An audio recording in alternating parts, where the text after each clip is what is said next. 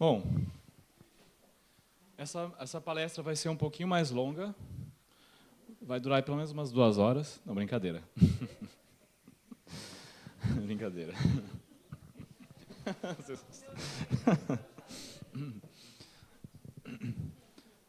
Mas não, a gente não vai ficar até meia-noite, só até 11h30. Tá? Até 11h59. Então, como o sistema nervoso determina como você se sente. Né? Então, você provavelmente cresceu aprendendo que saúde é só uma questão de dieta e exercício físico. Tá? E a gente viu também nas últimas palestras que o intestino ele importa. Mas existe uma camada ainda mais profunda. Uma que determina se qualquer coisa que você vai fazer vai funcionar ou não. Tá? E aí é o sistema nervoso autônomo. Por que ele é chamado de sistema nervoso autônomo? Porque ele funciona independente de qualquer coisa. Ele tem vida própria. Ou seja, você não controla ele, ele te controla. Principalmente se ele estiver desregulado. Então, o sistema autônomo ele vai controlar a sua digestão, vai controlar sua imunidade, sua inflamação, seu sono, sua capacidade de se conectar com as pessoas. E ele faz tudo isso sem você ter que pensar em nada. Por isso que é autônomo. Porque só pensar não ajuda em nada. Então, se ele é autônomo, se ele tem vida própria e ele está desregular, o que eu vou fazer então? Aí a gente vai ver como a gente faz para regular esse ser independente.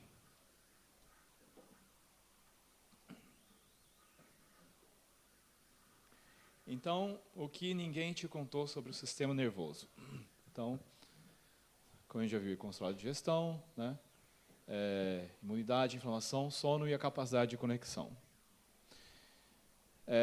Quando ele trava, né? Nenhuma dieta que você faça, nenhum suplemento que você tome, ou o protocolo que você vai fazer, vai funcionar completamente. Tá? A medicina convencional ela raramente avalia o estado do sistema nervoso autônomo. Tá? E regular o sistema nervoso não tem nada a ver com luxo e nem espiritualidade. É biologia fundamental. O sistema nervoso ele vai governar o seu corpo sem pedir licença. Ou seja, ele chega empurrando a porta e já começa mandando em tudo. Tá? Ele vai controlar o seu sistema cardiovascular, né? Ele vai controlar a frequência cardíaca, pressão arterial, vasodilatação, constrição. Né? Ele controla a respiração, né? ritmo e profundidade de respiração e o reflexo de defesa. Ele também controla o sistema imunológico, né? A calibração das citocinas pró-anti-inflamatórias e a resposta imune. Né? Ele também controla o sistema digestivo, motilidade intestinal, secreção de enzimas, mucosa intestinal. Controla o sono, né? Então ele vai regular ou desregular os ciclos circadianos e qualidade de sono profundo. E também sua capacidade de socializar. Então, leitura de expressões faciais, tom de voz, conexão interpessoal. Então, quais são os 3 estados do sistema nervoso? Então, o sistema nervoso autônomo ele é organizado em 3 estados hierárquicos. Né? Cada um deles é associado a um conjunto específico de comportamentos, percepções e estados fisiológicos. O estado em que você se encontra determina o que você consegue sentir, pensar, digerir e curar.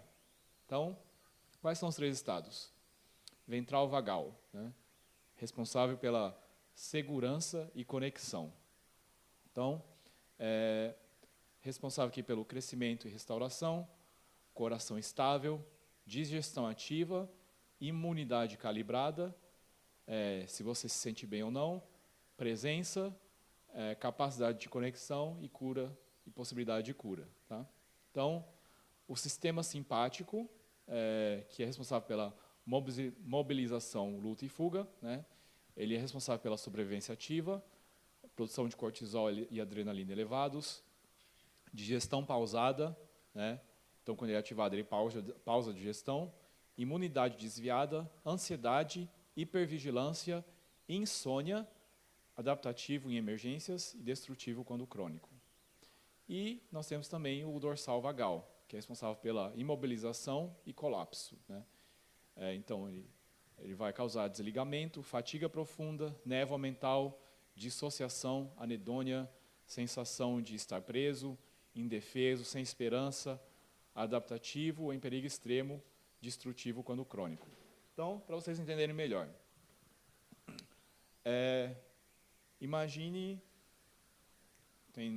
aqui perto, imagine um interruptor para desligar e ligar a luz, tá? Então, quando você acende a luz, você ativa o ventral vagal. Então, quando ele tá ativado, o corpo entra em um estado de relaxamento, de segurança. E é nesse estado que a digestão funciona, tá? Então, para a digestão funcionar de forma correta, para o corpo produzir ácido clorídrico, para poder digerir o que você comeu, você precisa estar em um estado de segurança e calma. Se você estiver... Agora, imagine que você apaga a luz.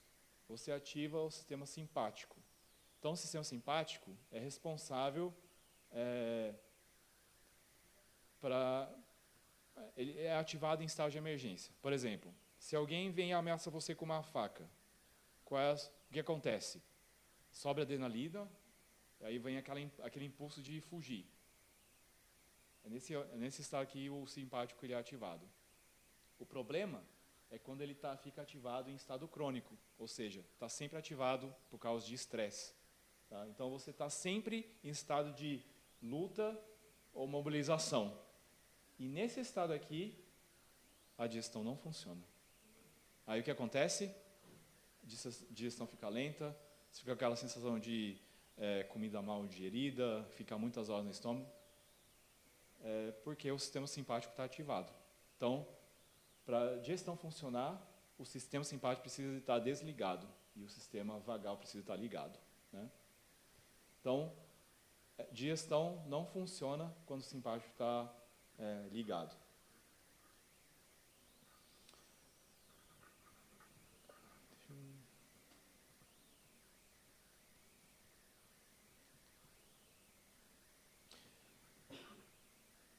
Então, o que é neurocepção?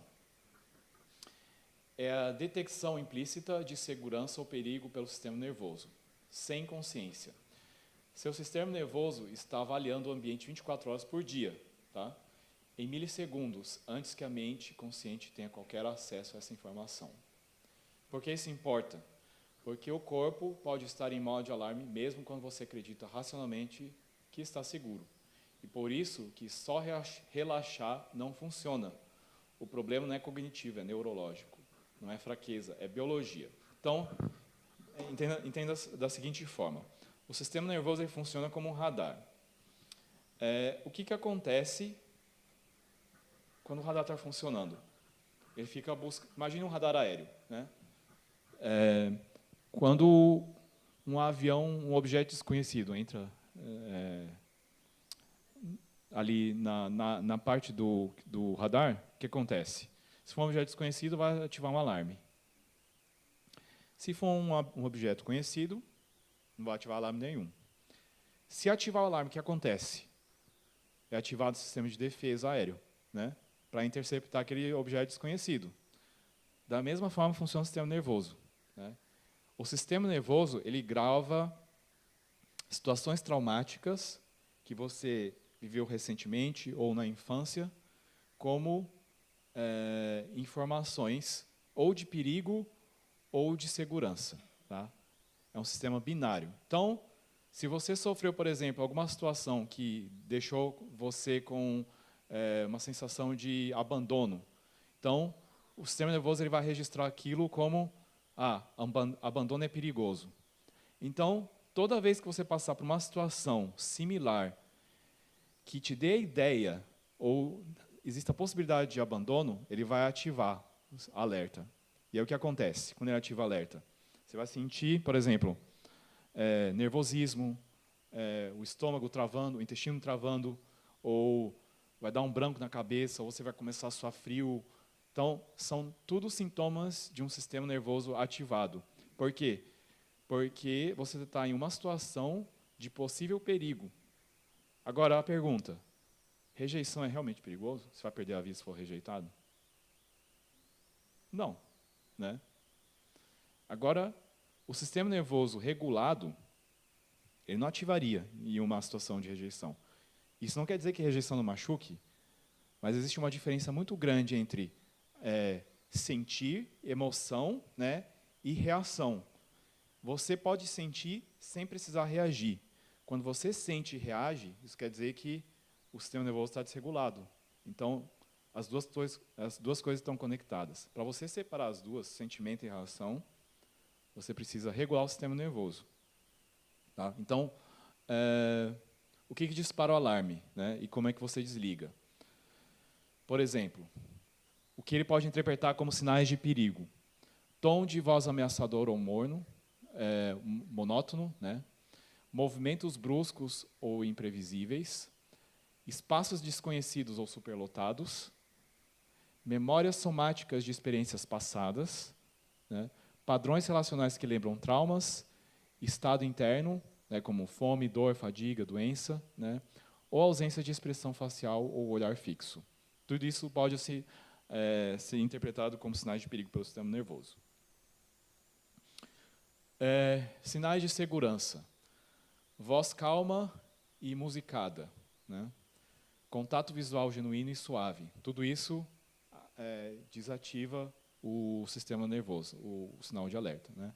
Toque seguro e previsível, ambientes conhecidos e organizados, respiração lenta e profunda, presença de pessoas de confiança, expressão facial aberta e acolhedora.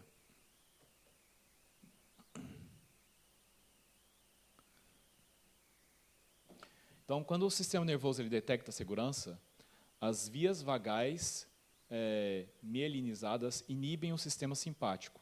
Elas suprimem o eixo HPA, reduzem o cortisol e modulam as citocinas, restaurando a homeostase, acelerando a digestão e reduzindo a inflamação. Quando o sistema nervoso percebe algo como perigoso, o corpo entra em modo de sobrevivência, né? Então, lembra do que eu falei? Estado vagal e o simpático. Então, o simpático é o estado de sobrevivência, alerta. Vagal é o estado de relaxamento, né? Então, quando ele percebe algo como perigoso, o sistema simpático é ativado, né? Ativação simpática crônica, mesmo sem ameaça real. Isso vai levar citocinas pró-inflamatórias, destrói a microbiota intestinal, compromete a barreira intestinal, prejudica o sono e suprime a imunidade adaptativa. O trauma psicológico não resolvido é um driver biológico de doença crônica. Ou seja, traumas que você carrega há muito tempo, traumas de infância que não foram resolvidos, podem estar contribuindo para que o sistema nervoso fique em estado crônico de alerta, né? O que, consequentemente, vai afetar a sua saúde intestinal. Então, você não consegue curar o seu corpo que aí acredita estar em perigo. Então, se você está num estado em que o sistema nervoso acredita estar em perigo, é impossível curar o corpo 100%. Não importa quão bem você coma, qual protocolo você faça, se o sistema nervoso não estiver regulado, né, não funciona. Agora, por que o sistema nervoso ele trava?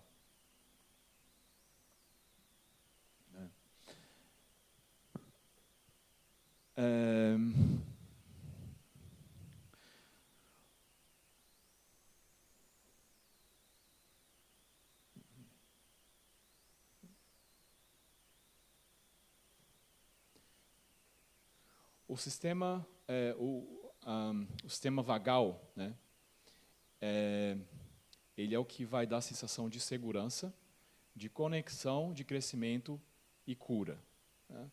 O sistema simpático é o que vai fazer é você se mobilizar, ou entrar num estado de luta ou de fuga. Tá? Muito importante aqui. Quem aqui tem o hábito de comer em pé? Alguém aqui tem o hábito de comer em pé? Ou já comeu em pé alguma vez? Já comi. Uhum. Quando você come em pé, o que você está sinalizando para o seu corpo é que você está num estado de movimento. Isso. Então, toda vez que você comer, claro, não é só sentar. Você precisa sentar e estar afastar de qualquer coisa que ative o sistema de alerta. Né? Então, deixe o celular de lado, discussões, né? Deixa tudo de lado e coma sem pressa, né? Em estado de presença, isso. Né? É difícil.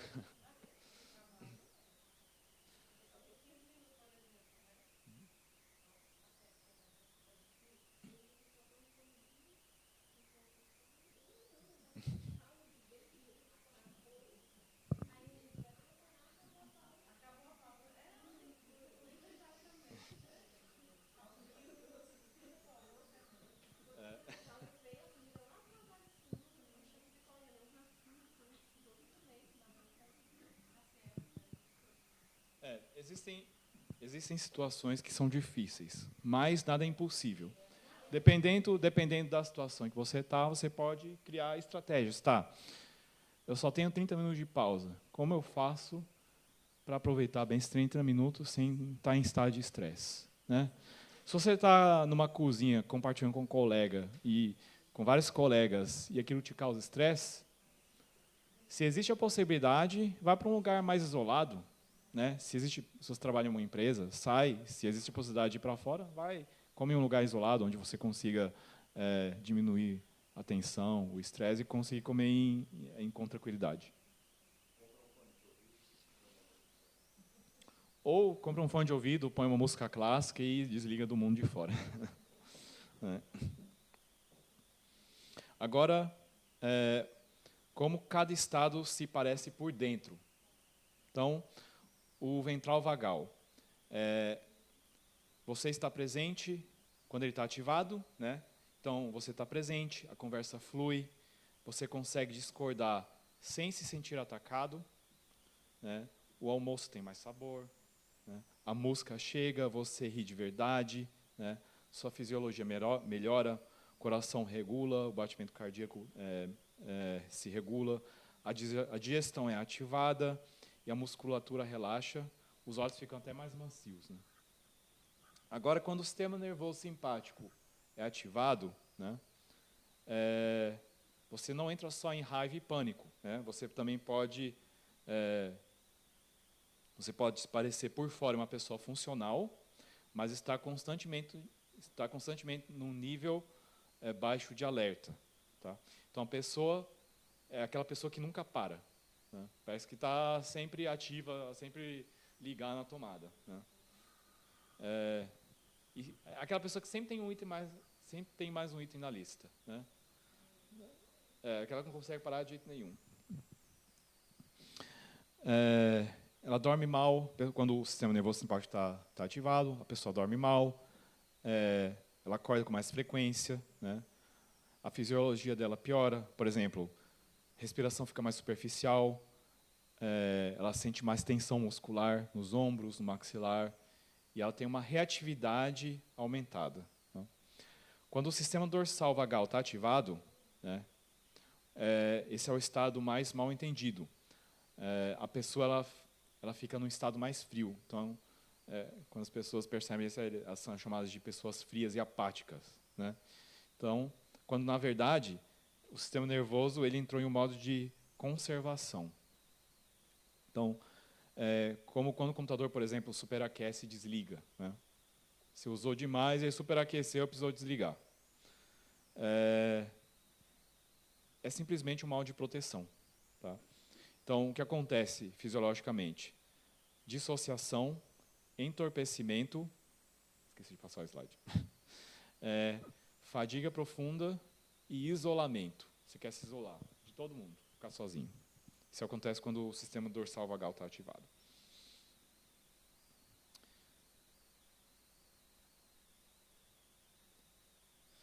Agora, por que ficamos presos, né? O que impede o sistema nervoso de subir a escada, né? Trauma não resolvido, né? O sistema nervoso ele aprendeu que o mundo é perigoso e continua respondendo a partir dessa informação desatualizada, mesmo décadas depois do evento. Então, o ambiente cronicamente inseguro. Então, relação abusiva, trabalho tóxico, solidão prolongada, conflito familiar contínuo. O sistema nervoso não consegue descansar porque o perigo é real e atual. O que mais? Intestino inflamado. Tá? A disbiose e a inflamação intestinal, elas enviam sinais constantes de perigo pelo nervo vago. O cérebro recebe esses sinais e ativa o alarme, mesmo sem ameaça interna. Privação do sono. O sono e o momento em que o sistema nervoso consolida a regulação, né? Sem sono de qualidade, o sistema não consegue resetar. Você acorda já com o sistema simpático ativado. Isolamento social. O sistema nervoso humano corregula com outros sistemas nervosos. Solidão crônica e neurologicamente é um estado de perigo, né? Sem corregulação, o sistema simpático domina. Então, contato social é também muito importante. Até para os ditos...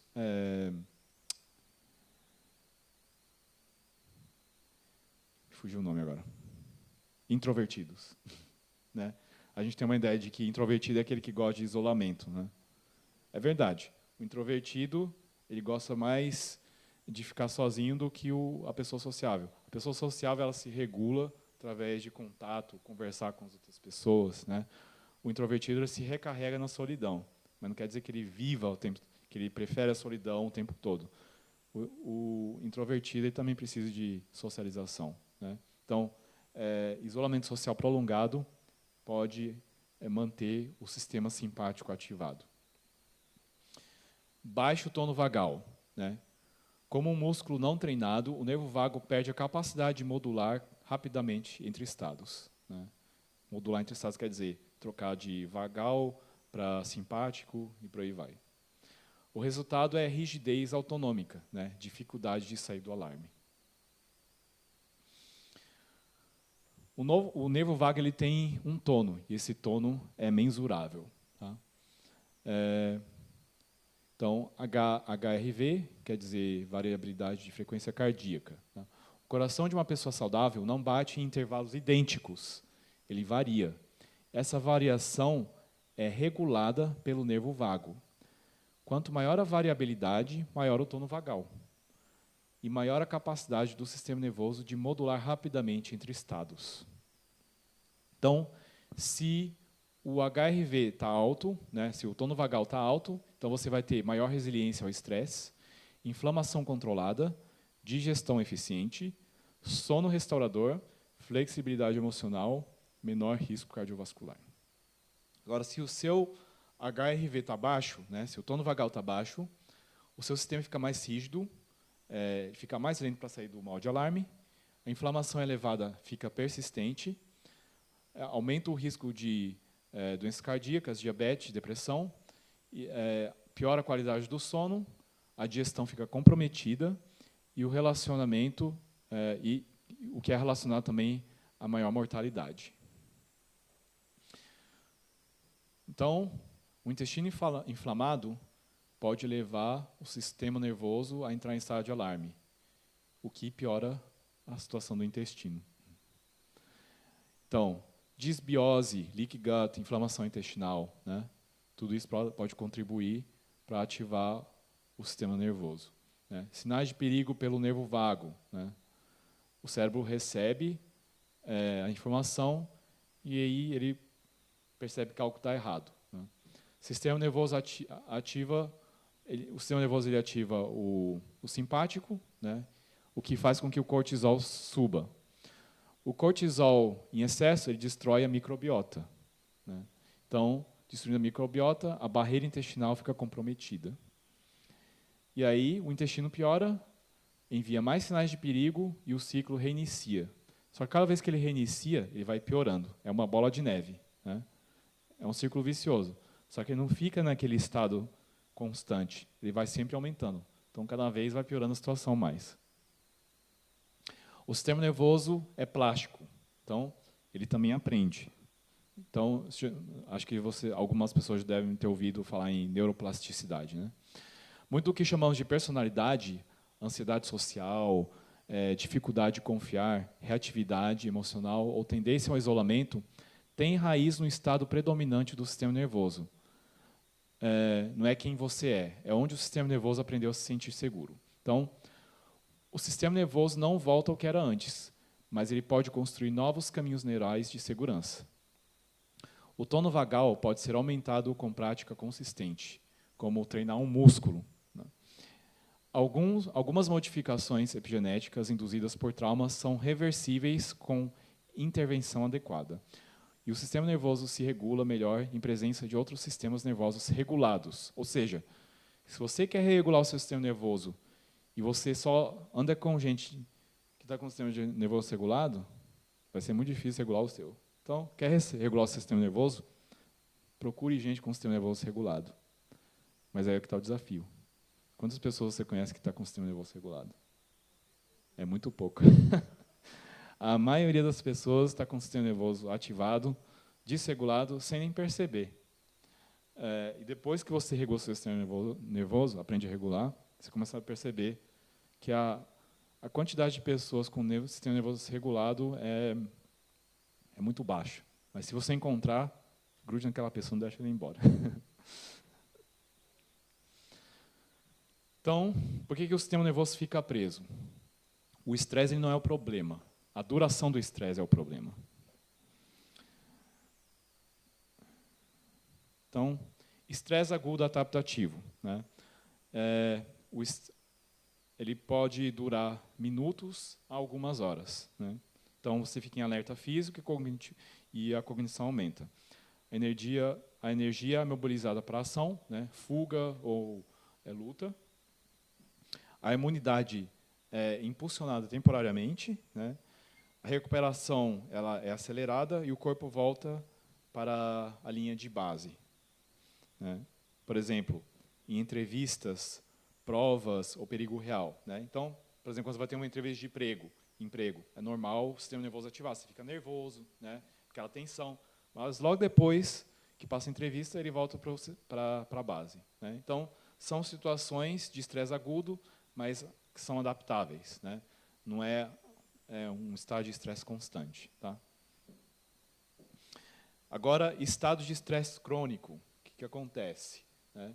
Pode durar semanas, né? Não minutos ou horas, semanas, meses ou anos. Agora você imagine você com um estresse crônico ativado por semanas ou anos, na pior das hipóteses. Imagine você anos com o sistema simpático ativado. O que acontece? Você lembra o que eu falei? O que acontece quando o sistema simpático está ativado? A digestão não funciona. Isso afeta diretamente o intestino. O que acontece? O corpo nunca sai do modo de emergência. O cortisol permanentemente fica elevado. A resistência ao receptor existe uma resistência ao receptor de glucocorticoide, né? Você fica em estado de inflamação crônica base, sem desligar, né? E aqui exemplos: ambiente de trabalho tóxico, né? Relação conflituosa ou solidão, né? Isso destrói o sistema nervoso. O que acontece dentro do corpo sobre o estresse? Tá? O cérebro ele então percebe uma ameaça, né? A amígdala ativa o hipotálamo. O hipotálamo ele libera o CRH, né? Que é o corticotrophin releasing hormone, né? Aqui que o cortisol faz? Ele aumenta a glicose no sangue, suprime a digestão, redireciona o sangue para os músculos, inibe a atividade adaptativa, aumenta a frequência cardíaca e ele ativa como ele age como anti-inflamatório de curto prazo, né? Então, o corpo ele entra em um estado de emergência total. O cortisol ele perde a capacidade de desligar a inflamação, né?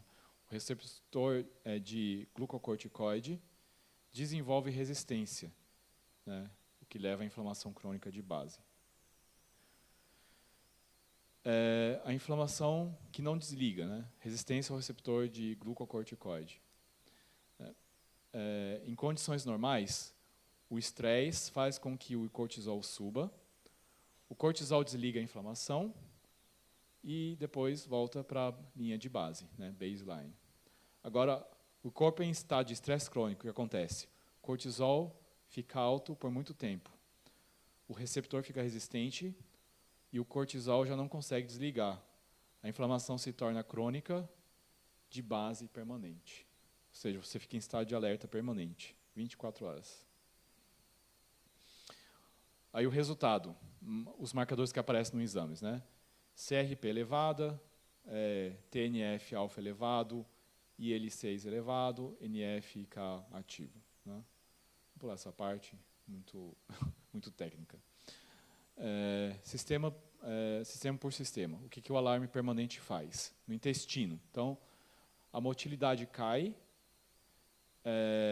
a barreira enfraquece, desbiose se aprofunda, leaky gut aumenta, né? Foi o que a gente viu na palestra anterior. O que ele faz com a imunidade? Ele faz com que as células NK sejam redistribuídas, né? As células T e B ficam disfuncionais e as células pró-inflamatórias, né, elas aumentam e aí você desenvolve um estado de autoimunidade facilitada. O que acontece no cérebro? Prejudica a memória, reduz a neuroplasticidade, aumenta a possibilidade de um estado depressivo, ansiedade e facilita um estado ansioso, né? Consequências cardiovasculares: vasoconstrição persistente, hipertensão, tá? O endotélio fica danificado e existe um risco aumentado de infarto e AVC. Então, às vezes o infarto não tem nada a ver com a alimentação. Pode ter tudo a ver com o sistema nervoso ativado, né? Desregulado. Como ele afeta o metabolismo? Resistência à insulina, né?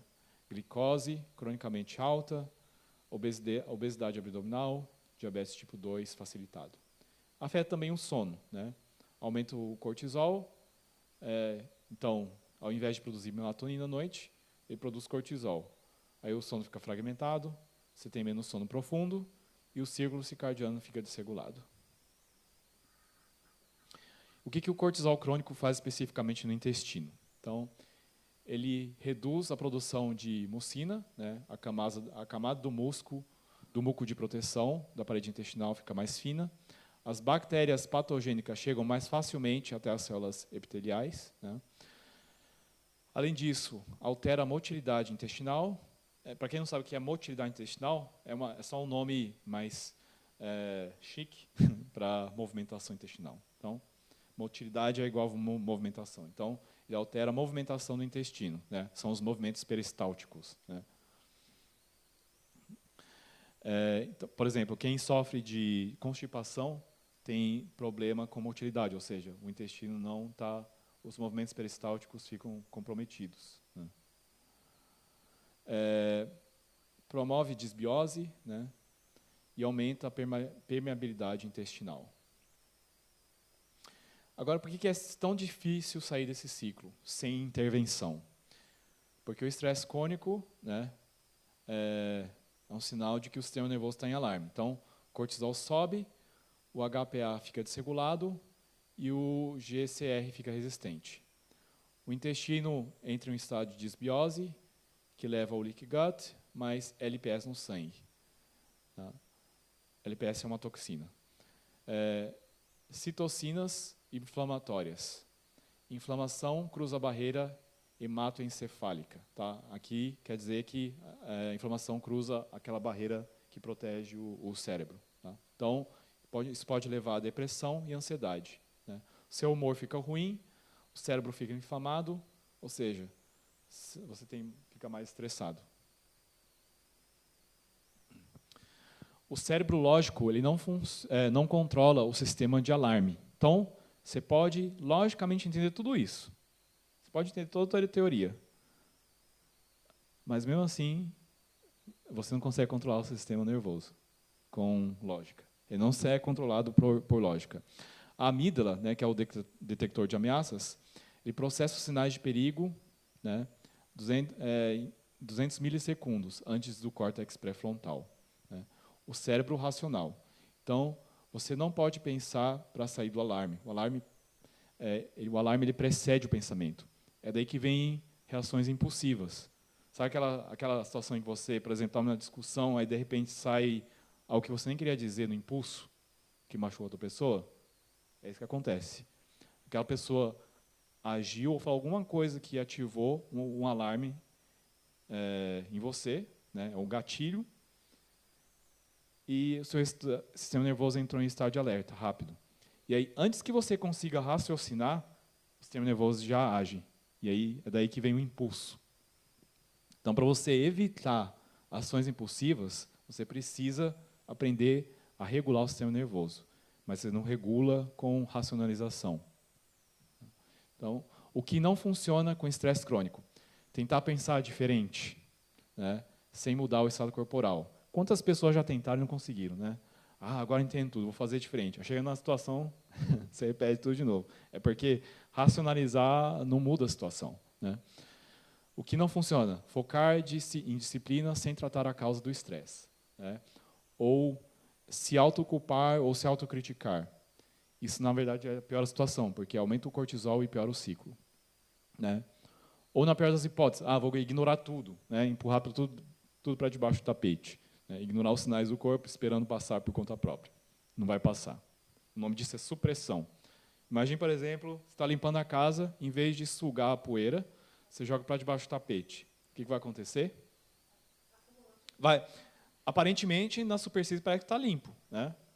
Só que se você faz toda semana, vai acumulando poeira debaixo do tapete. O que vai acontecer uma hora? Vai ter tanta sujeira, tanta poeira, que na hora que você levantar, vai sair tudo vai sair.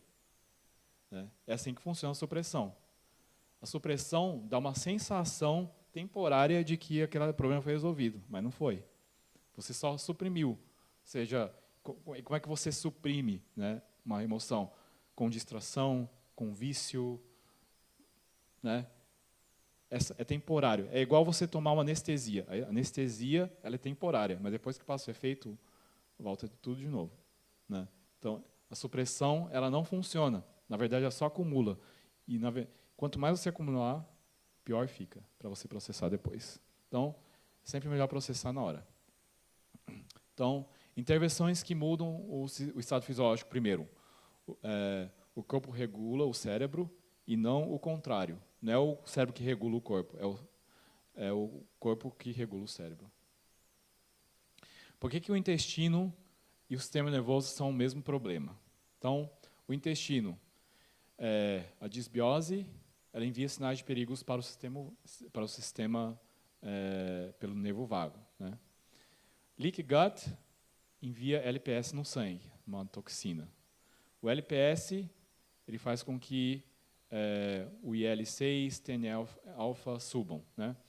A inflamação ela faz com que o cérebro receba, né, um alerta e o corpo entra em crise.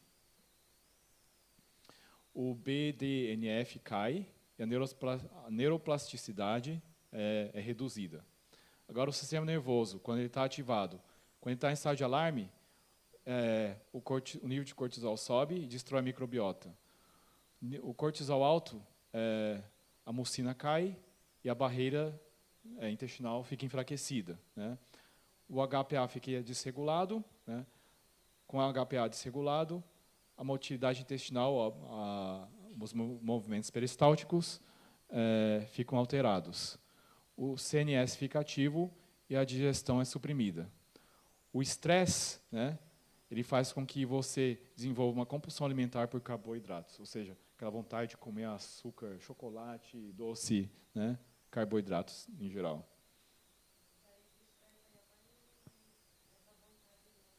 É. Existem, para aquela vontade excessiva de consumir carboidratos, podem haver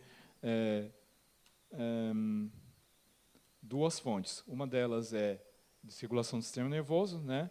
Mas pode ser que também parasitas possam estar influenciando, porque tem parasitas que se alimentam de açúcar, né?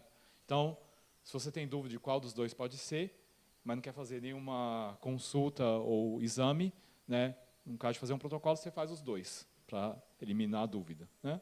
Agora, se está em dúvida e quer fazer um exame, faz um exame para saber se é parasita ou se é de circulação intestinal. Mas, em caso de contaminação parasitária, provavelmente você tenha já também um sistema digestivo comprometido. Tá?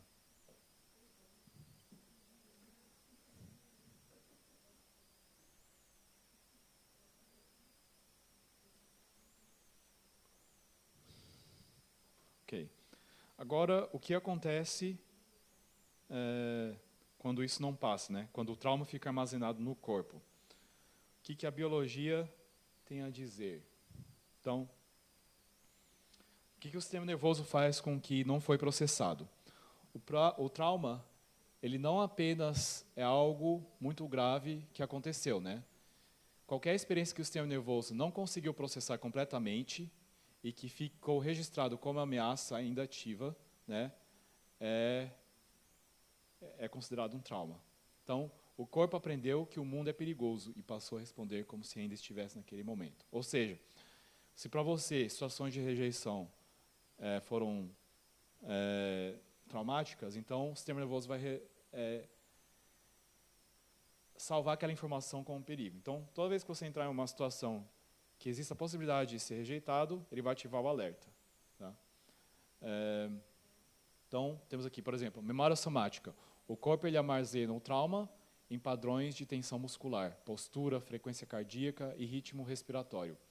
O cérebro consciente pode esquecer, né? Às vezes o trauma é inconsciente. Então, às vezes você tem padrões de comportamento que você não sabe de onde vem. Você não entende. Eu faço isso automático, não sei porquê. O trauma ficou registrado no sistema nervoso, né? Então, você não tem mais consciência daquilo, mas a informação ficou gravada no sistema nervoso. É algo inconsciente.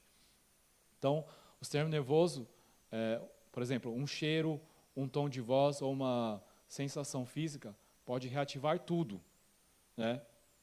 Você não sabe porque aquele cheiro te deixou em estado de alerta, você não sabe porque aquele tom de voz ativou um gatilho em você e te irritou do nada, mas aconteceu. Mas você não sabe de onde vem aquilo. A informação está faltando, né? A informação ficou gravada no sistema nervoso, mas não na mente racional. Né? Aí, o que a gente vai ver depois é como que a gente faz para lidar com isso. Então, hipervigilância neurológica. A amígdala permanece em estado de alerta elevado, o limiar da ativação do simpático fica reduzido. Menor provocação dispara uma resposta total. Então, uma provocação mínima pode disparar um estado de alerta e uma resposta exagerada, né? Então, o sistema nervoso aprendeu que o mundo é mais perigoso do que é. Epigenética do trauma. Modificadores em genes como... Peraí, está difícil para mim ler aqui, vou ler daqui. Então, modificadores em genes como o FKBPS, né, eles desregulam o eixo HPA e aumentam respostas inflamatórias e comprometem a neuroplasticidade, incorporando o sofrimento psicológico numa realidade física mensurável. E transmissão intergeracional. Né? Descendentes de sobreviventes de holocausto, por exemplo, eles exibem as mesmas alterações de metilação do DNA de seus pais. O trauma não processado pode ser transmitido biologicamente, sem que nenhum evento traumático novo precise acontecer. Então, é muito importante você tratar seus traumas antes de você ter filho, para você não passar para eles. Né? São heranças herdadas. Então, por baixo de todo padrão de estresse, há um medo mais antigo. Então, existem 5 medos nucleares, né, que são temas universais de perda, que capturam as interpretações básicas de perigo que todos nós fazemos. São a lente através da qual lemos as situações da vida, especialmente as ambíguas. O sistema nervoso responde ao que a mente interpreta como perigoso, não ao que realmente é. Então, quais são? Ontem a gente falou sobre os problemas raízes do intestino, né? O sistema nervoso também tem medos nucleares, né? São os medos, vamos dizer assim, chamar os medos raízes. Então, é igual os problemas raízes do intestino, né? Por exemplo, disbiose é um problema raiz, né? Intolerância alimentar é só uma consequência, é um sinal de alerta de que existe uma disbiose, né? Então, por exemplo, intolerância à frutose, intolerância à histamina, né, são sintomas. Então, da mesma forma, funciona com o sistema nervoso, né? Existem os medos centrais e os medos secundários, que são sintomas, né, de algo mais profundo. Então, quais são os medos nucleares? O primeiro deles, abandono. Tá? Então, é um medo de não ser amado, né, e que as pessoas vão te deixar e vão embora, né? O segundo medo, vergonha ou perda de identidade, né? Você se questiona, o que tem de errado comigo? Terceiro medo nuclear, perda de autonomia ou perda de controle. Aquela pessoa que gosta muito de controlar todas as situações, né? Ela tem a sensação de que o mundo é perigoso, ela não consegue lidar com tudo. Então, isso acaba desenvolvendo, por exemplo, um problema de perfeccionismo.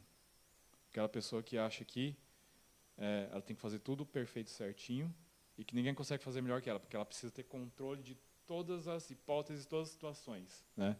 Isso afeta a sua vida, afeta os seus relacionamentos. Perda de significado e propósito, né? Que é a sensação de que nada tem valor, para que serve isso, né? E o quinto é o medo de morte ou aniquilação, né? Ou seja, medo de que tudo vai desaparecer, perder a vida, né? Então, esses são os 5 medos centrais.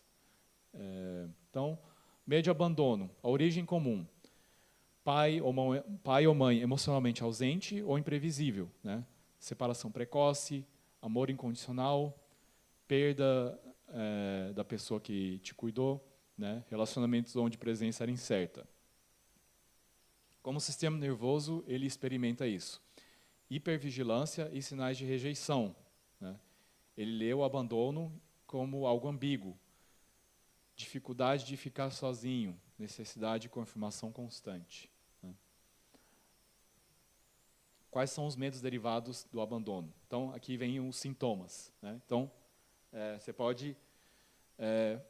você pode tentar mapear, através do que você está sentindo, mapear qual é o medo central, né? Qual é o medo central do que você está sentindo. Então, por exemplo, medo de conflito, né? É o medo de que você pensa que, tipo, o conflito pode levar à ruptura, que vai levar ao abandono. Então, aquela pessoa que evita conflito a todo custo, né? O medo do conflito é só um sintoma. O medo central é o abandono, né? Por exemplo, outro exemplo, medo de pedir alguma coisa, né? Então, se a pessoa pedir, ela vai expor necessidade, né? Se ela expor necessidade, ela corre o risco de rejeição. Vou dar um exemplo prático aqui, né? Estou com sede, vou lá, bato na porta da Heloísa. Aí eu imagino, será que eu peço um copo de água ou não? Mas se eu pedir, ela pode dizer que não, ou pode me tratar mal. Melhor não. Medo de rejeição, né? Risco de rejeição. O medo atual é medo de pedir, mas o medo central, lá no fundo, se você for mapear, é rejeição, né? Porque se ela chegar aqui e ela falar, não vou te dar, não te conheço, ela está me rejeitando. Então, o medo é rejeição, não é o medo de pedir. Medo de ser um fardo, né? Minha presença pode cansar os outros, então eu vou guardar tudo para mim mesmo. Melhor não incomodar as pessoas com meus problemas, né? Isso é ruim e é interessante porque eu estava vendo um psicólogo falando justamente sobre isso, né? Por que você vai tirar das pessoas que te amam a possibilidade de elas, de você ser um fardo para elas? As pessoas que te amam, elas querem que você seja um fardo. Não no sentido de você incomodar, mas as pessoas elas se conectam. Ocitocina é liberada quando você compartilha situações, vamos dizer assim, miseráveis, né? Então, se você está triste, né? Por exemplo, se eu tenho um parceiro, se eu estou num relacionamento e a minha mulher está triste, eu vou lá e ela se abre comigo, eu sinto tristeza com ela, aquilo cria proximidade, libera ocitocina, né? E aí isso cria proximidade, aí o problema é resolvido em conjunto. Então, o medo de ser um fardo pode prejudicar os relacionamentos, porque você, em vez de compartilhar, né, você guarda para si. E às vezes a pessoa que está do seu lado, ela quer que você compartilhe para poder te ajudar também, ou para compartilhar aquele momento com você, né? Então, isso pode prejudicar os seus relacionamentos. O medo de intimidade real, né? Quanto mais perto, maior a perda percebida. Quantos aqui estavam no sermão que eu fiz? Acho que foi esse ano ou foi ano passado? Foi esse ano? Onde eu falei sobre estilos de apego. Falei sobre apego ansioso. Lembram? É aqui que entra isso aqui. Sistema nervoso. Isso tem tudo a ver com o sistema nervoso desregulado. Então, quando a gente fala aqui de medo de intimidade real, apego evitativo. É o que evita, né, intimidade. Aqui, aí tem o ansioso, né, que na verdade é um exagero, ele precisa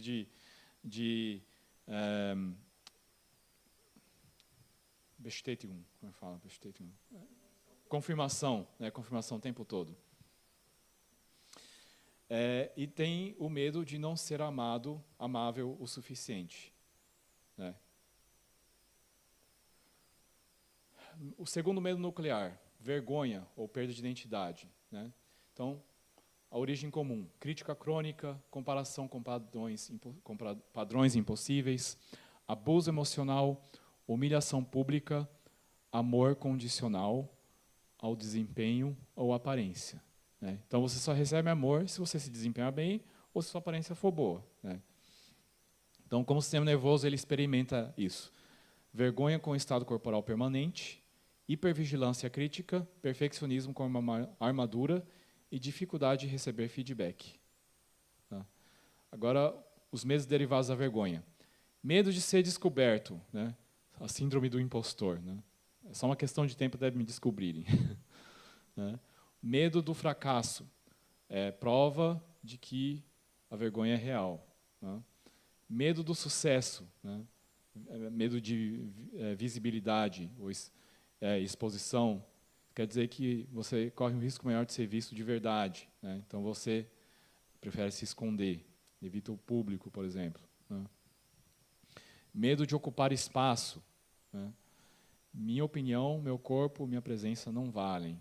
Então, medo de discordar. Se eu discordar, eu vou mostrar que eu sou diferente. Se eu mostrar que eu sou diferente, eu vou ser rejeitado, né? Isso acontece muito quando você é adolescente, você quer fazer parte de algum grupo, né? Então você acaba mudando seu comportamento às vezes só para você fazer parte daquele grupo. Então, está aqui o medo de discordar, mesmo que você não concorde com o que está sendo feito.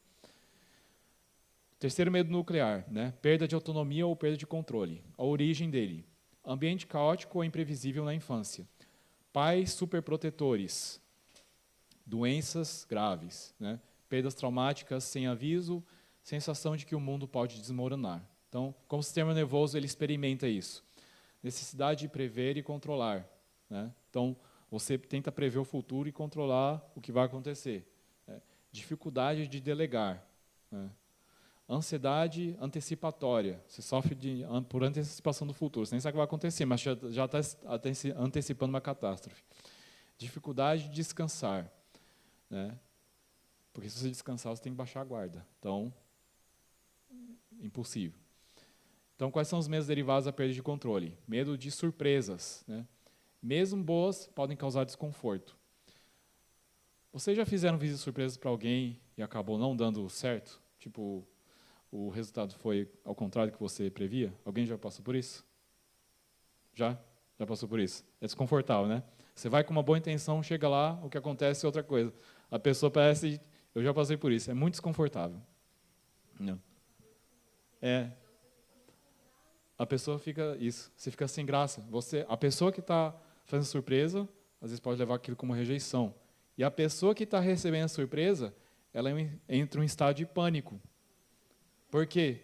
Porque surpresa quer dizer, ela não se preparou para aquilo antes, né? Ela não tem um controle da situação. Então, a pessoa que tem esse medo nuclear aqui de controle, ela precisa de um período de preparação. Então, por exemplo, se você sabe que a pessoa que você vai fazer uma surpresa tem esse medo aqui, o que você faz? Se avisa antes. Nunca faça surpresa para esse tipo de pessoa. não vai acabar bem. Então, avise sempre antes. Ela precisa de um tempo para processar aquilo, se acostumar com o que vai acontecer. Surpresa, para quem tem medo de controle aqui, é catastrófico. A pessoa vai fugir. Não porque ela é ruim, não porque ela está fazendo de propósito. Às vezes a pessoa nem entende por quê. E é engraçado porque na infância eu era justamente assim. Eu lembro que eu gostava de uma menina, né? Gostava muito dela. E eu era criança ainda, né? Não entendia nada de relacionamento, mas toda vez que ela se aproximava de mim, eu entrava em pânico e fugia dela. Eu não sabia explicar. Eu gostava dela, mas fugia. Eu não sabia literalmente como reagir. Uma vez ela chegou, estava na escola, ela chegou com as amigas dela, estava com 2 amigos meus, ela chegou e falou, posso falar só com o William? Aí os meus 2 amigos me olharam e falaram, ok. Foram embora, me deixaram sozinho. Eu olhei assim, entrei em pânico e fugi, sem falar uma palavra. Eu não sabia por que eu fiz aquilo, mas é justamente isso aqui. Você não controla a situação, você nem entende por que você fez aquilo, foi uma reação automática. Fuga, eu fugi. Quem está do outro lado interpreta aquilo como frieza, indiferença, né, falta de educação. Mas não é. É só um medo gerado por um trauma que a pessoa não controla, ela não tem consciência daquilo. Né?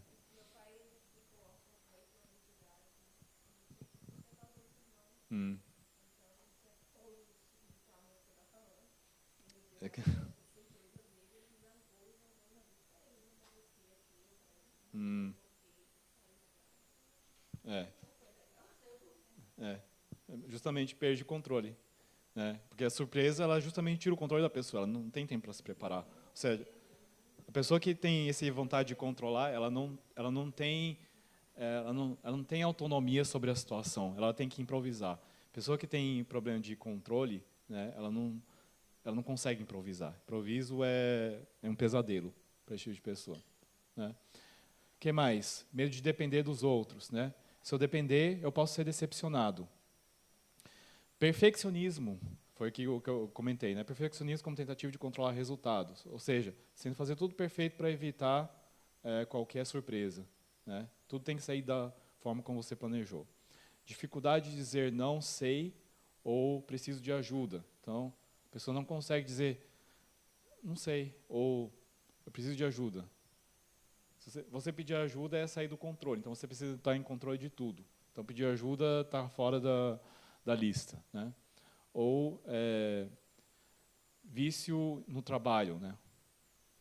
Então, enquanto eu estiver produzindo, eu tenho um controle da situação. A pessoa se imerge no trabalho. Né? Aquela pessoa... exatamente. Uhum. Uhum. É que a pessoa está com o sistema nervoso ativado. Sim. E aí temos os outros 2 medos, né? Que são os 2 medos mais existenciais. Então, perda de significado e propósito. Como é que ele surge? Com a crença de que a vida não tem valor ou direção, né? Não importa o que você faça. Então, a origem dele é falta de espelho emocional. Ambiente onde realizações nunca eram suficientes. Né? Depressão parental, ninguém refletiu de volta o valor da criança. Então, os medos derivados: medo de se comprometer e perder o interesse, medo de escolher, todas as opções parecem vazias, né? Nenhuma opção parece certa. Procrastinação crônica como defesa, né? Você sabe o que precisa fazer, mas não consegue fazer, aí fica lá estacionado por muito tempo, né? Ou nilinismo. Para quê? Quinto medo, morte e aniquilação, né? A crença de que tudo vai desaparecer, não tenho garantia de continuidade física ou psicológica. Então, a origem desse medo atômico. Então, doença grave própria ou do cuidador, violência presenciada, acidentes traumáticos, ambiente com ameaça física, real e imprevisível, né? Então, medos derivados, hipocondria, né? Meu corpo vai me trair. Medo de mudanças, né? Mudança quer dizer perda. Perda significa, é uma forma de morte. Então, dificuldade com o desconhecido. Vulnerabilidade, né? Que é se expor ao perigo de destruição. Então, aqui o medo do abandono, né? Ele pode levar ao apego ansioso ou evitação, né? Então, o medo central, tanto do ansioso quanto do evitativo, é o medo do abandono. A forma como eles dão com cada um é diferente, né? O ansioso, ele gruda para evitar ser abandonado. E o evitativo, ele foge antes de ser abandonado, porque ele fala, se eu for abandonar vai doer muito, então eu vou fazer antes que eles façam comigo. Mas o medo dos dois é o mesmo. A forma como cada um lidar com isso é diferente, né? Então, ou ele se distancia os outros, ou ele reforça o abandono. Então, medo da vergonha, né? Pode levar ao perfeccionismo ou isolamento, né? O que impede a conexão real e reforça a vergonha. A perda de controle leva ao hipercontrole e à rigidez, que faz com que você veja qualquer imprevisto como perigo, o que vai gerar mais ansiedade. A perda de significado, né? Pode levar à apatia e à procrastinação, né? Faz com que você evite tentar e confirma que nada vale a pena. E o medo de aniquilação leva você a evitar riscos, né? Então, você evita riscos a todo custo, porque se você se arriscar, a possibilidade de vida fica cada vez menor, e aumenta o medo. Por que o medo nuclear ativa o alarme biológico?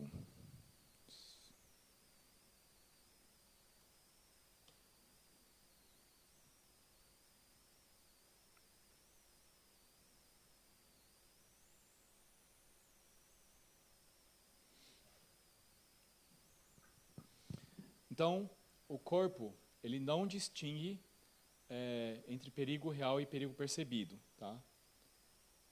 Então, o corpo aqui, na verdade, quer dizer o sistema nervoso, né? Ele não distingue entre perigo real e perigo percebido. Abandono percebido ativa o mesmo sistema de perigo físico. Vergonha profunda ativa o mesmo sistema que ameaça de morte. E o sistema nervoso responde ao que a mente interpreta como perigoso, não ao que realmente é. Tá? Então, o resultado no corpo, quando o medo nuclear é ativado. Significado ativo, por exemplo, a frequência cardíaca sobe, respiração fica superficial, músculos ficam mais tensos, digestão para, a mente entra em loop. Então, são sintomas físicos de um sistema nervoso ativado. Então, quando o dorsal vagal fica ativo, você entra em estado de dissociação, entorpecimento, fadiga, sensação de estar preso, né? E inflamações sistêmicas, né? IL-6, CRP, TNF alfa elevados, a microbiota fica comprometida, a barreira intestinal fica enfraquecida. Ou seja, uma coisa leva a outra. Intervenções com alvo fisiológico específico. Então, ferramentas de regulação. Voz e som. Cantar ou o mar quer dizer você fazer aquele som grave, né? Tipo... com as cordas vocais conectadas anatomicamente ao nervo vago pelo ramo laríngeo. Então, ele ajuda a regular o sistema nervoso. Exposição ao frio, reflexo de mergulho, ativa a parasimpática via receptoras faciais, de 30 a 60 segundos de água fria no rosto. Então, isso pode ajudar a você sair do estado de alerta, tá? Exposição ao frio. Movimento somático. TRE, yoga, aqui foi copiado, esquece o yoga. Dança, eles completam respostas de defesa interrompidas sem narrativa. Trabalho com medo nuclear. Identificar o medo e a defesa principal. Desenvolver relação de curiosidade e não de combate. O que fazer todos os dias? Né? Ao acordar, 3 ciclos de respiração de 4, 7, 8. Né? Então, 5 minutos de luz solar, movimento suave sem tela. O que são esses ciclos de respiração? Então, você vai respirar por 4 segundos, né? Segura por 2 segundos e solta por 7 ou 8 segundos o ar.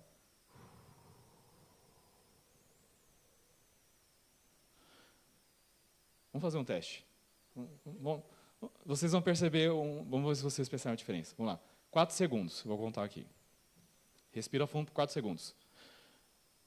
1, 2, 3, 4. Agora segura por 2 segundos. 1, 2, solta. 1, 2, 3, 4, 5, 6, 7, 8. Vocês perceberam que dá uma sensação diferente? Alguém percebeu? Tem alguém que não percebeu nada? Percebeu? Então, assim, não quer dizer que uma vez vai regular o sistema nervoso.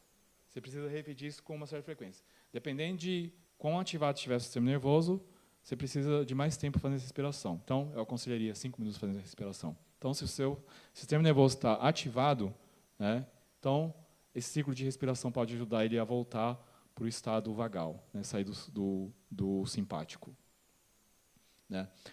Uma refeição sem distrações por dia, né, sem distração. 30 minutos de caminhada, um momento de conexão genuína. Tudo isso ajuda na regulação do sistema nervoso. Né. 1 hora sem tela, sem computador, sem celular, banho frio, né? Então, respiração também. Sono de 7 a 8 horas fixo, todos os dias. Né? E aí, semanalmente, uma sessão de movimento somático, um momento de conexão profunda. Né? Se perguntar, será que eu estou na minha janela de tolerância? Né?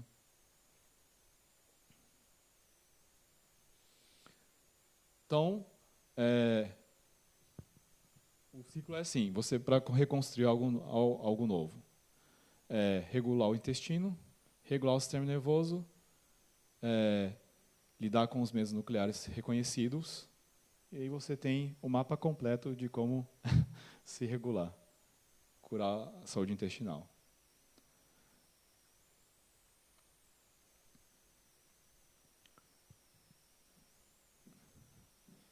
Eu vou pular alguns slides aqui para não ficar muito longo, nem cansativo. Então,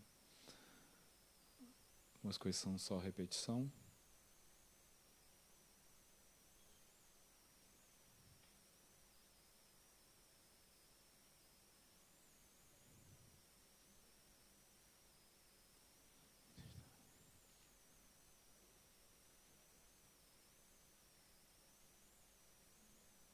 Então, sintomas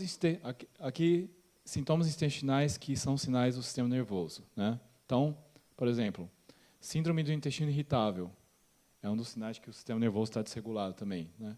85% dos casos de SIBO, que é um crescimento bacteriano exagerado, né, tem relação com o sistema nervoso desregulado. Constipação crônica, foi o que eu falei. Né? O estado de estresse elevado, ele diminui a motilidade, a movimentação do intestino. Então, o que leva à constipação crônica. Né? Diarreia em momentos de estresse. Né? Se passa um momento de estresse, aí vem a reação na hora, diarreia. Né? Outro sinal de que o sistema nervoso está desregulado. Inchaço após situações desafiadoras, também outro sinal. Compulsão por carboidratos em estresse, também outro sinal de sistema nervoso desregulado. Né? Náusea antes de exposição social, né? Também outro sinal.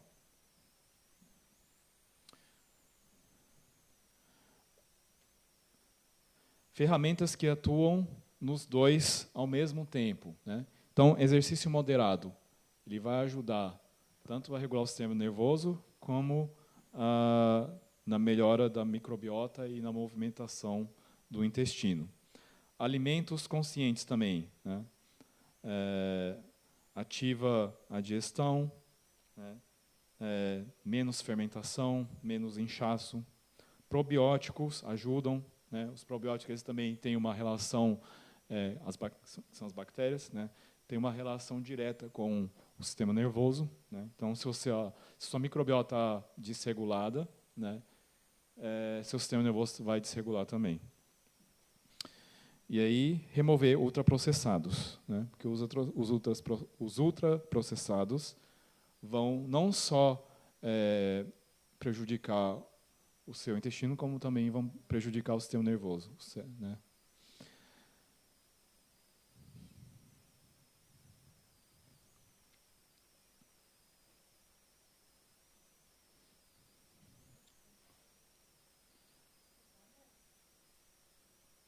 Então, a amígdala...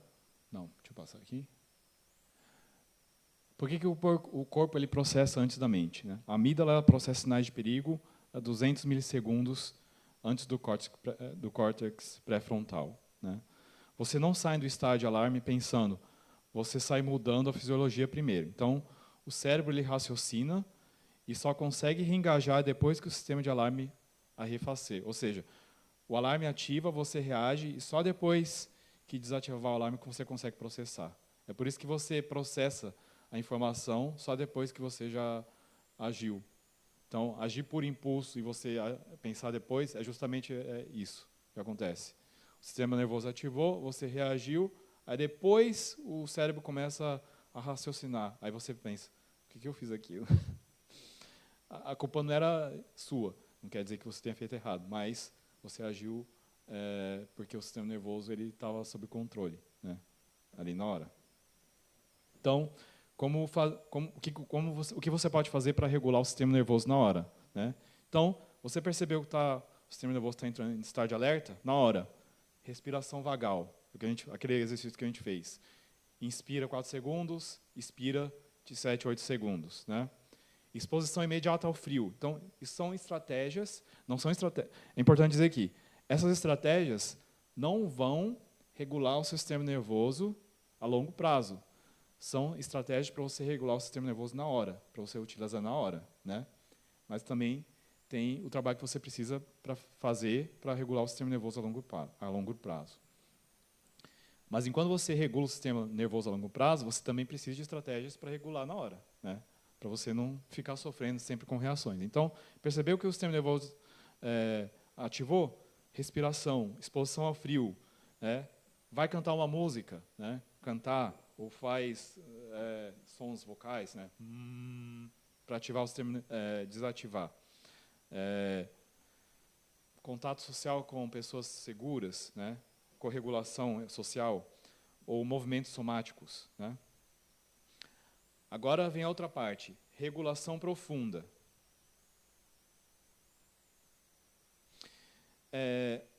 A exposição gradual e controlada. Como é que funciona a exposição profunda? Então, primeiro, você vai mapear o seu medo central. Tá? Se é medo de abandono, como é que você faz para regular a longo prazo isso? Então, você vai se expor. Vamos pegar aqui um exemplo, medo de abandono. Então, se o seu medo central é o medo de abandono, você vai começar a se expor gradualmente e de forma controlada às situações onde existe a possibilidade de você ser abandonado ou rejeitado. Por que controlado? Se você se expor de uma vez e de forma agressiva, você pode piorar a situação, porque aí você vai confirmar para o seu nervoso que aquilo é perigoso mesmo. Então, a exposição precisa ser gradual e controlada. Como assim gradual? Você não vai começar, por exemplo, chegando para alguém pedindo, por exemplo, pessoa em casamento ou nervoso. É certo que você vai ser rejeitado. Então, e é uma situação forte. Então, gradual eu estou com medo de pedir uma ajuda, por exemplo, um favor. Então, eu vou lá e peço, você pode me emprestar sua caneta? Ou você pode me trazer um copo de água? Né? Então, são situações em que a rejeição é menos provável. Pode acontecer, mas é menos provável e é mais controlado. Então, é exposição gradual. Conforme você vai se expondo àquele medo, o seu sistema nervoso ele vai começar a processar aquilo e o que ele via antes como perigo, ele vai começar a ver, espera aí, eu não morri, estou sobrevivendo isso aqui, não é tão perigoso quanto eu pensava. E aí, quando você menos perceber, o medo de abandono não existe mais, sumiu. Ele reescreveu aquela informação. Então, a exposição gradual vai reescrever a informação que aquele medo gerava. Então, se o sistema nervoso gravou a informação de que o abandono era perigoso, a exposição gradual vai reescrever esse medo, e aí você, com o passar do tempo, né, e isso aí varia de pessoa para pessoa, algumas pessoas precisam de mais tempo, outras precisam de menos tempo. Né? Não existe um tempo fixo para quando isso vai acontecer. Né? Mas, eventualmente, ele vai reescrever a informação e o medo de abandono desaparece, é reescrito. Então, quando é reescrito, toda vez que você for exposto a uma situação em que você pode ser abandonado ou rejeitado, né, o sistema nervoso não ativa mais. Né? Isso não quer dizer que você não sinta. Rejeição sempre vai doer, né? Abandono sempre vai doer. Mas você começa a perceber que o que você sente e como você reage são duas coisas diferentes. É um mundo completamente diferente. Quando você passa por isso pessoalmente, parece que você entrou em um universo paralelo que você nunca conheceu antes. É estranho, porque você percebe, peraí, eu estou sentindo, mas não preciso reagir. Que estranho. É porque você se acostumou a vida toda que sentimento é igual a reação, mas não. Sentimento e reação são coisas separadas. Isso acontece quando o sistema nervoso é regulado. Né? Então, a exposição controlada extingue o medo. Né? A psicoterapia somática ajuda também. Né? Corregulação contínua e trabalho com medos nucleares. Né? Então, essa é a regulação profunda. A terapia com psicólogo ajuda? Pode ajudar, pode não ajudar, depende do psicólogo. Se o psicólogo trabalhar com regulação do sistema nervoso, ajuda. Se ele não trabalhar com isso, a terapia pode te ajudar a ganhar consciência dos seus traumas, do que está acontecendo. Mas sem um trabalho de regulação profunda do sistema nervoso, só a consciência não vai ajudar. Então, precisa trabalhar em conjunto. Né? Mas agora você já sabe como funciona. Né? Então,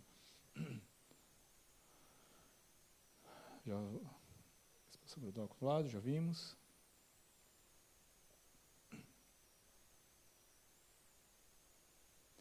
Então, como construir a hierarquia? Exemplo, meio de rejeição, raiz, né, que é o abandono. Então, você expressa uma opinião pequena com pessoa de total confiança. Então, o sistema nervoso aprende.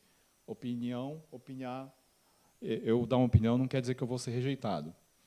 Outro exemplo, você pode discordar gentilmente de algo não essencial. Então, a pessoa diz alguma coisa que você discorda. Então, você pode discordar com aquela pessoa de forma cordial. Então, o sistema nervoso aprende que discordar não é igual perda da relação. Você pode discordar com a pessoa sem perder a relação. Né? Pedir algo que pode ser negado, sem catastrofizar o não. Então, o sistema nervoso aprende que pedir não é igual serviço como um fardo. Compartilhar algo vulnerável com pessoa segura. O sistema nervoso aprende que vulnerabilidade não é igual a rejeição. Né? Ou se expor a situações com risco real de não ou desacordo. Então, o sistema nervoso aprende que o não é tolerável, mas não quer dizer que é um fim. Então, a sequência correta. Você regula antes, se expõe, né, no degrau certo, aí você regula depois e repete o ciclo, é uma progressão. Regula, regulação, exposição, regulação de novo e vai repetindo o ciclo.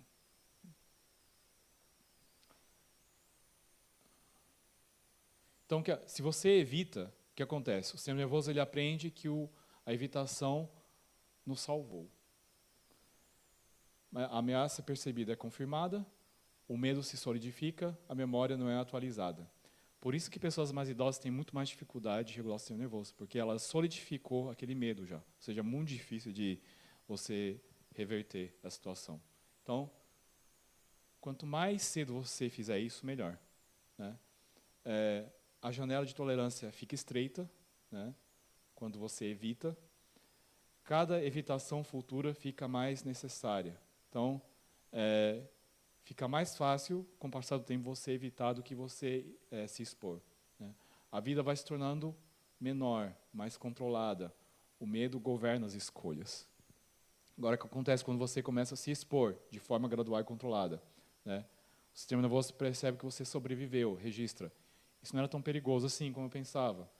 A memória nova de segurança é criada, né? Neuroplasticidade, ou seja, os neurônios aprendem, eles vão reaprendendo e reescrevendo a informação. A janela de tolerância se expande, né?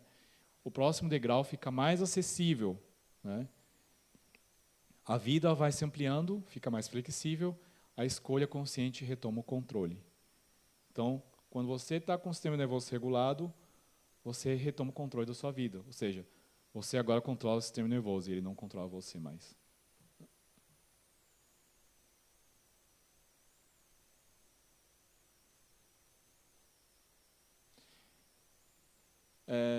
Então, o que fica desse final de semana, né? O corpo não está trabalhando contra você, ele trabalha com o que tem disponível, tá? Você não consegue curar um corpo que ainda acredita estar em perigo. E o intestino e o sistema nervoso não são dois problemas, são o mesmo problema visto por dois ângulos. Então, para regular um, você tem que regular o outro. Então, sistema nervoso tem que ser visto em conjunto com o intestino, e intestino em conjunto com o sistema nervoso, né? Então, 3 gestos para cada um do sistema, né?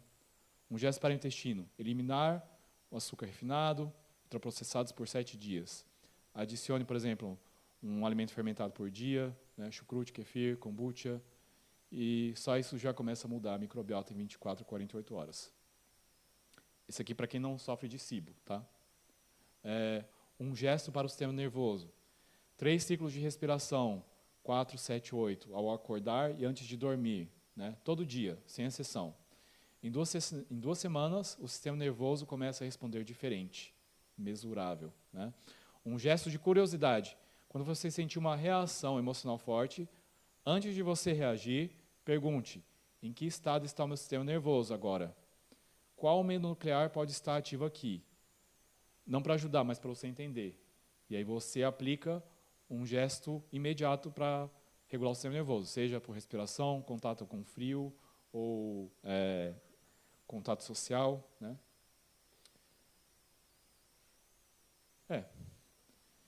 E por hoje é só.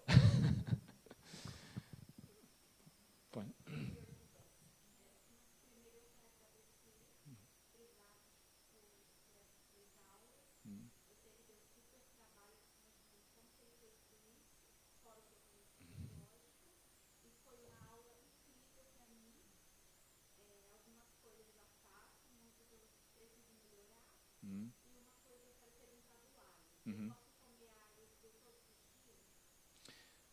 Primeiramente, obrigado pelo feedback.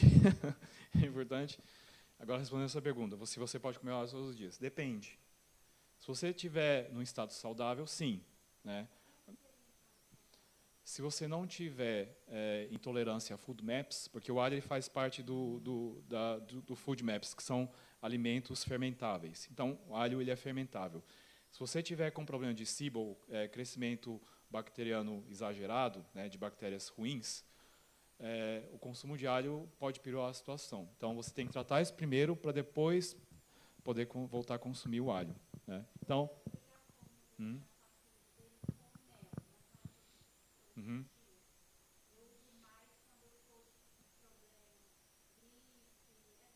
Uhum.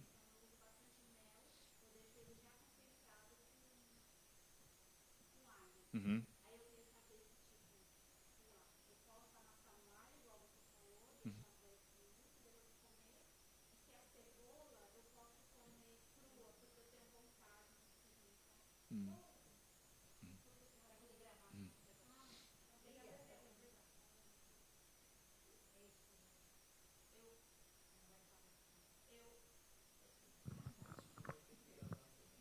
Eu, assim, Eu gostaria de saber se eu posso comer um dente de alho, por exemplo, nem vou falar todo dia, 3 vezes por semana, porque eu já tenho essa curiosidade, como você falou.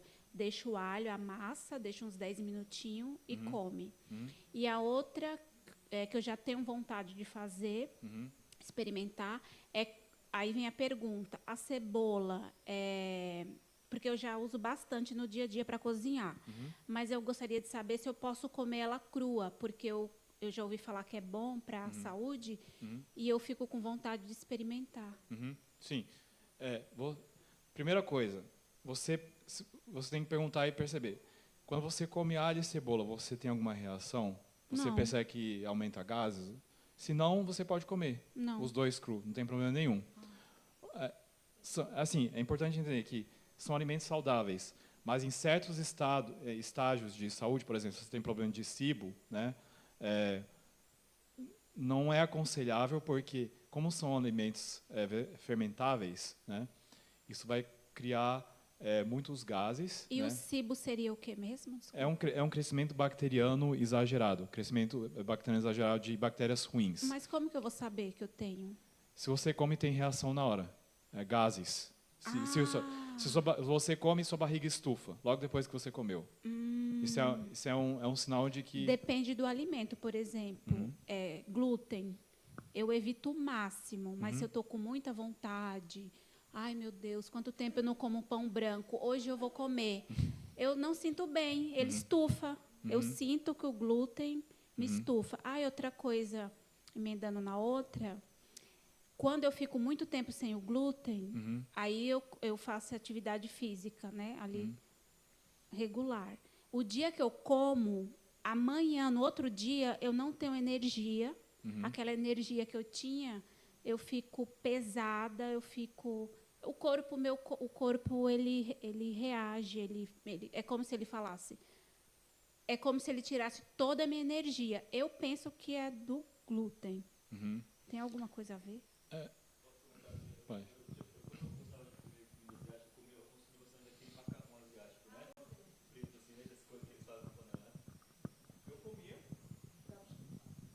Eu comi no dia seguinte, eu estava sem energia nenhuma. Nenhuma.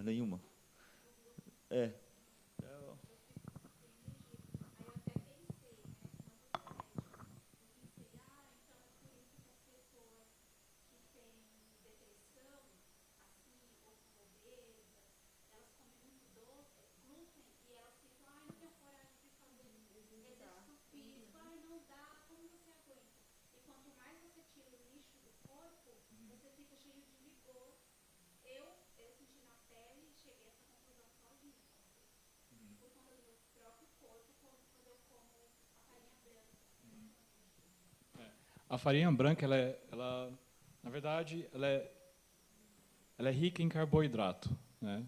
Ela não tem fibra nenhuma, então é rica em carboidrato. É bom evitar, até porque você não vai ganhar nada com isso, né? Com relação, quando você come alguma coisa, você percebe que o seu corpo reage, né, de uma forma fora do comum, elimina aquilo por algum período. Lembra que eu mostrei para vocês como você regula o intestino? Você precisa eliminar tudo que está causando reação inflamatória. Então, para diminuir a inflamação, você elimina tudo que está causando inflamação, para ele poder se regenerar. Né? Depois que ele se regenerar, eventualmente, você vai perceber que você volta a tolerar coisas que o seu corpo não estava mais tolerando. Imagine assim, inflamação. Imagine você com um copo. O seu corpo tem uma tolerância à inflamação. Então, quando o copo ele enche, né, começa a transbordar, começa a surgir os sintomas. Então, o que você precisa fazer? Você elimina tudo que está gerando e causando inflamação. O que acontece? O seu corpo descansa, o copo de inflamação, né, começa a esvaziar. Aí você já tem um espaço de tolerância maior, né? Então, a inflamação funciona assim. Quando o corpo transborda, começa a surgir os sintomas. Para você eliminar os sintomas, você precisa eliminar o que está causando inflamação. Aí ele começa a esvaziar de novo. Aí você tem uma janela de tolerância, né? De nada. Obrigada. Quero agradecer ao William pela palestra, aos pais dele também aqui. Fiquei, que eu ia embora, você sabe, né? Mas eu fiquei. E sobre a aloe vera, eu já tomo, de vez em quando, o suco. Tiro aquela parte do espinho, bato com ou água ou suco de lápis. E tomo, que é um santo remédio, a aloe vera. O pessoal pensa que é só para pele, cabelo, mas não é não. É um santo remédio mesmo. E agradecer aqui às meninas, Heloísa, Rose. A Cris chegou agora, ó, não pegou a metade. E a todos. Muito obrigada, né, por tudo. E agradeço a Deus, primeiramente, também, de ter ficado. Graças a Deus e obrigado pelo feedback. Eu queria perguntar qual é a contraindicação naquele caso ali, primeiro? Um gesso para o intestino. A contraindicação ali, você falou, mas eu não consegui. Ok. Gesto 1, né? Eliminar açúcares refinados e ultraprocessados por 7 dias. Isso. Ok. A contraindicação foi aqui quando disse. Adicione um alimento fermentado por dia. A contraindicação é quando você tem um crescimento exagerado, quando você tem SIBO, né, ou SIFO, que é um crescimento exagerado de bactérias ruins no seu intestino. Entendi. Então, é contraindicado por quê? Porque você pode piorar o seu quadro. Então, você primeiro tem que regular, né, eliminar as bactérias ruins e voltar a regular o crescimento de bactérias boas, onde você voltar a consumir fermentados. Porque o objetivo de consumir alimentos fermentados é para aumentar a flora, né, intestinal, bactérias boas. Mas quando a sua flora intestinal está desregulada, você pode piorar o quadro, né? Então, você precisa regular primeiro o quadro antes de você voltar a adicionar fermentados, né? Mas isso é para casos que tem problema, né, de disbiose, de SIBO. Sim, obrigada. Nada.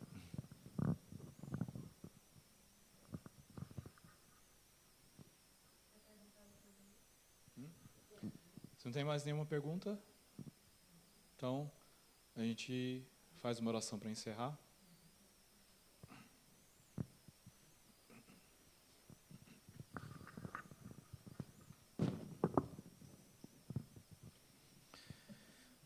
Querido Deus, obrigado pela oportunidade de termos estado aqui na Tua presença nesse dia, por todas as informações que foram passadas aqui e porque podemos ir para casa agora com mais conhecimento do que vimos aqui. E agora podemos aplicar o que aprendemos e poder ajudar outras pessoas também que estão em escuridão. Ajude-nos a aplicarmos, a melhorar a nossa saúde, nos dê força e disposição, consistência para manter e disciplina. Esteja conosco, nos conceda uma semana sob Tua companhia, conceda as Tuas bênçãos e nos acompanhe de volta para casa agora. Isso é o que eu te peço e agradeço em nome de Jesus. Amém.